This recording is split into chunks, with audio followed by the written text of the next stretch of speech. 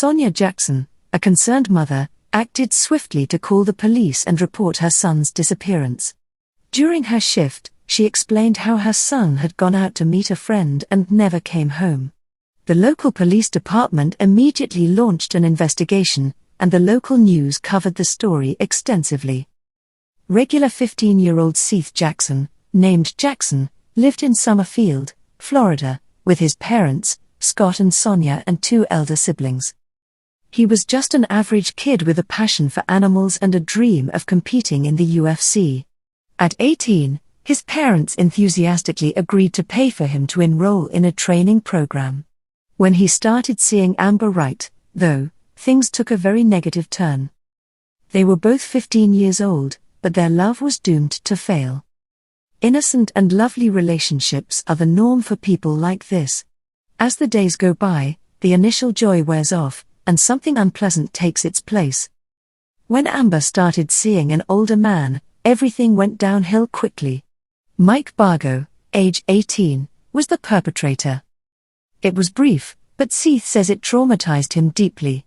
According to Seth's best buddy, Will Mallet, Seth was broken when he discovered that Amber had been cheating on him with Mike the whole time.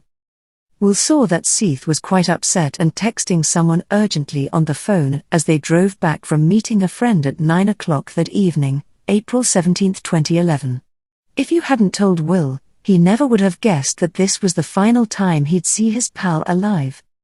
The television broadcast included photos and information about missing 15-year-old Seth, with a hotline to call if anyone had any leads.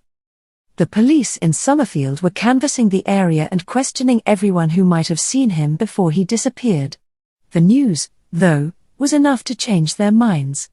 Amber's half-brother, Kyle Hooper, had a nervous breakdown after viewing an image of Seth because Kyle had witnessed something so horrific. He admitted that he was responsible for the disappearance of the child. Immediately, Kyle's mom contacted the police. She had the police check out the ramshackle home in Summerfield, Florida, where they discovered Seth's body. The following events are one of the most horrific stories, the likes of which no one would ever believe actually occurred.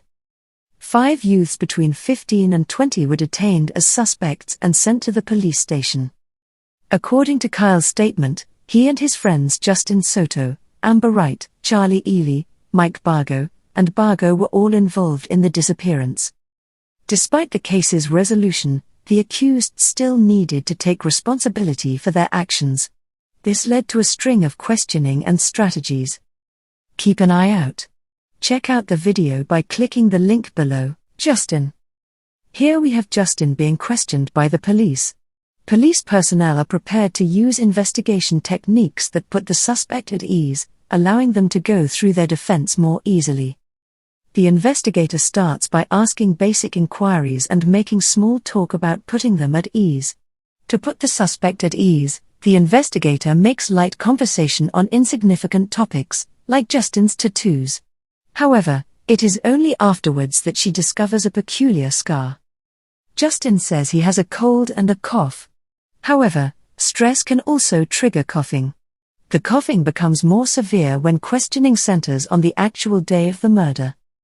When she asks, "Where were you on Sunday?" you know you're in trouble. He develops a more severe cough. Right now, Justin says he doesn't know anything. He merely informs the cop that he awoke, Charlie Ely roused him, and the two of them hopped into the police car.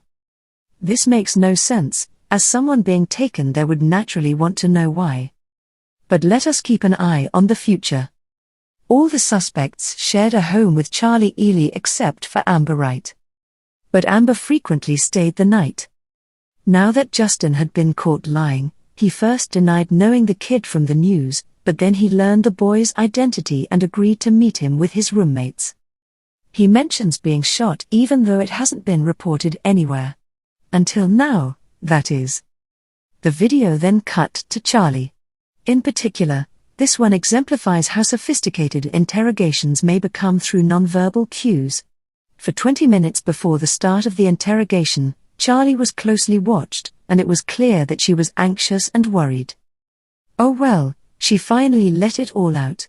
She explained that she and Amber had met Seth at 58th Court at around 9:30 p.m. to discuss their issues.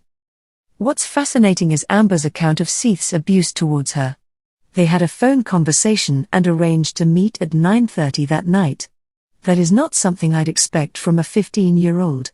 But, in any case, Seth was troubled, as Will testified.